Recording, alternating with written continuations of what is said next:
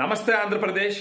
Already state వచ్చేసి ఆర్థిక లోట్లో ఉన్నప్పుడు ఇప్పుడు పరిపాలిస్తున్నటువంటి టీడీపీ ప్రభుత్వం కానీ ఇంతకు ముందర పరిపాలించిన వైసీపీ ప్రభుత్వం కానీ ప్రజల సొమ్ము వాడి అంటే 20 కోట్లు 30 కోట్లు అలా వాడి వాళ్ళ నాయకులు ఫర్ ఎగ్జాంపుల్ ఎన్టీ రామారావు గారు కానీ వైఎస్ రాజశేఖర రెడ్డి గారు కానీ వాళ్ళు ఖచ్చితంగా మేలు చేసినారు జనాలకి. సో ప్రజల సొమ్ము వాడి వాళ్ళ విగ్రహాలు కట్టడము వాళ్ళకి ఘాటులు కట్టడం అన్నది కరెక్ట్ కాదన్నది నా అభిప్రాయం. అదే 20-30 కోట్లు విగ్రహాల కోసం ఖర్చు పెట్టే డబ్బులు ఒక 20 గ్రామాలు సెలెక్ట్ చేసుకొని వాళ్ళకి కానీ నిధులు ఇస్తే ఒక మంచినీటి సరఫరా బాగుపడుతుంది. కావాలనుకొని కట్టుకోవాలనుకుంటే వాళ్ళ సొంత పార్టీ నిధులతో కట్టుకోవచ్చు, లేదా రాజకీయ నాయకులు వాళ్ళు సొంతంగా విరాళాలు వేసుకొని వాళ్ళ నాయకులకి విగ్రహాలు ఘాట్లు కట్టుకోవచ్చు. ఈ రకంగా ప్రతి ఒక్క పార్టీ ఆలోచించాలని కోరుకుంటున్నాం. ప్రస్తుతం ఉన్న టీడీపీ ప్రభుత్వం కూడా మా విన్నపము, ఎట్టి పరిస్థితుల్లోనూ 5 పైసలు కూడా వృధాగా ఖర్చు చేయొద్దు.